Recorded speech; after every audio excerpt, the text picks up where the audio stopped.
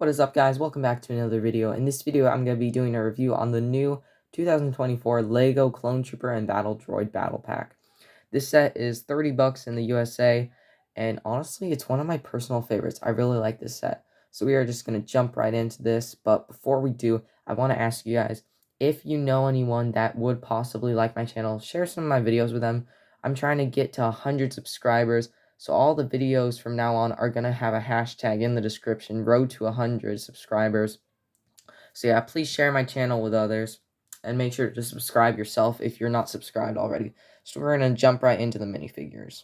So the first two minifigures we're going to take a look at are these two battle droids. So one of these battle droids is just a regular, normal battle droid that you'll see in every LEGO set. And they're doing a new thing. I don't know if you can see this from camera, but instead of black guns, they are now having this like grayish gunmetal color for the battle droid guns, which is pretty cool. And then this battle droid, he has two curved arms, no straight arm to hold his weapon with, but he does have a weapon. It's held by a gray clip on his back, but he has two curved arms because, as you can see in the box, he is going to be piloting the staff. So yeah, just some two basic battle droids, which are kind of great if you're trying to army build, but in other cases, they're kind of just normal. The next three figures that we're going to be looking into are some of the coolest ones in this set. I love them. We have not gotten these figures for a while now, and these are the Super Battle Droids. These ones actually look really good. The body is not that much, but it is thinner than the previous Super Battle Droid molds that we have gotten from LEGO. But yeah, these guys have a little indentation on their chest. I don't know if you can see it, but that's supposed to represent the little red dot on their chest. You get 3 of these guys in this set, which is really awesome considering that it's only 30 bucks.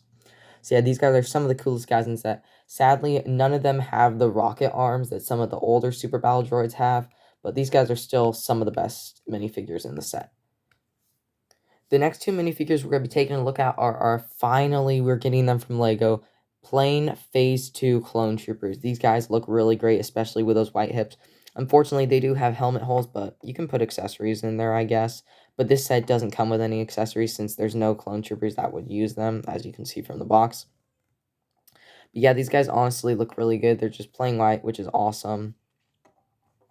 And you get 2 of the ones with medium-sized blasters.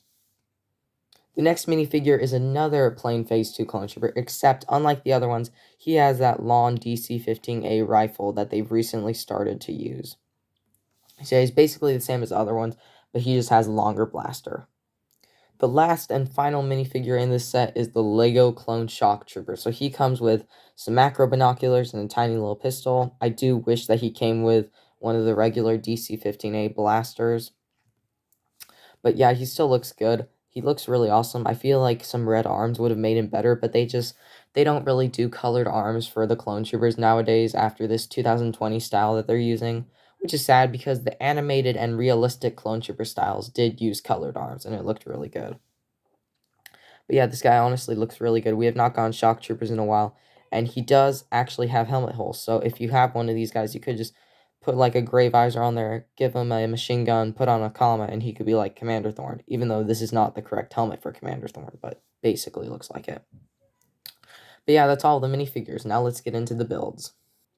The first build is this tiny little crate thing. Just open that up, and it has a thermal detonator on this side. Very basic build, but I guess having a thermal detonator is nice if you're up against the Tri-Droid, as you can see in the picture. The next build in the set is this tiny little turret station, and this turret station has 2 shields on it, so you're supposed to take those off and then put them on the normal Phase 2 Clone Troopers, so you can just kind of go like that. It does look kind of weird, though, because it's so far away from the body, and it does not balance great. But yeah, that's what you're supposed to do with those. And then the turret station itself, there are 2 clips on each side.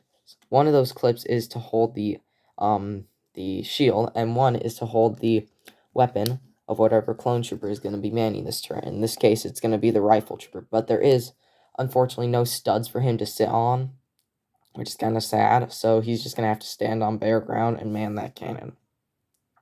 But yeah, the cannon, it actually looks pretty decent. They did use one of those newer stud shooters, which does kind of look nice. I wish they had used like a rifle for it, though, but you could always place it out with a rifle, which, I mean, looks better, but still looks kind of weird. I don't know. But yeah, that's the next build. The next and final clone build is this tiny little speeder thing. Honestly, this speeder does not look the best. It looks like an alternate build, to be honest. It looks really messy. But yeah, it does have stud shooters, so you can shoot those if you want to. It seats 2 clone troopers, so you're going to want to put one here and then one here. And the idea of this is that you're supposed to put their blasters in these little clip piece thingies on the back, so I guess they'll be able to fire at enemies trying to follow them. So yeah, the speeder, honestly, not my favorite build, but it is kind of useful. The next build, and this is one of the 2 droid builds in the set, is a blue stab, and it honestly looks really good. And one of the things that makes it look good is this clear white piece. It, like some of the previous stabs, they've used like 2 of these pole pieces, so it's super far up from the ground, but this one is at a really great height. And this is actually where you are supposed to use that battle droid with the 2 curved arms. So you're going to take your stab, and you're going to attach them right here and here. So you just gotta go on there, I think of that. And the top of the stack can rotate by itself. But I don't know if it's like meant to do that or if it's just because of the pieces they use. So yeah, let me just get them on there. So yeah, honestly, the stack looks really nice. Really nice build. And now we're gonna move on to the final and last build of the set. The final build of the set is this Lego Star Wars Tri-Droid, which honestly looks really nice. The legs are a bit flimsy, so if you push it down, it's going to break. Yeah, it honestly looks really nice. The curved circle head looks really good. And then it has the red eyes. And the last Tri-Droid we got, honestly, was not as good as this one. It was a bit more sturdier, but I think it was a slightly smaller. And I honestly just prefer the colors of this one and the, just the overall playability of it. Because it does have those cannons. And the older one, I believe that it only had the flick missiles. And I did take out the flick fire missiles. They're supposed to go in here, here, and here. So the idea is that you just flick and those go out. I don't know if you can see it clearly on the box, but you can see those red things. Those are the flick fire missiles. I just did not insert those. I took those out because I feel like it looks better.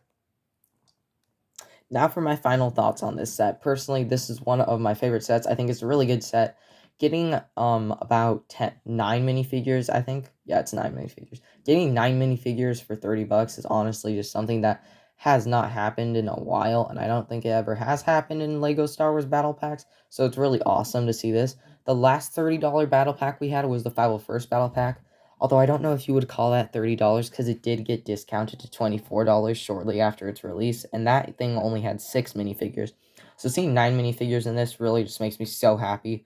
This is one of my favorite sets. I already have 2. I'm planning to pick up like 3 more just for like army build purposes because this set just has so many minifigures. So one of my favorite sets. So guys, if you like this video, please make sure to like and subscribe, share my channel to your friends, and I will see you next time.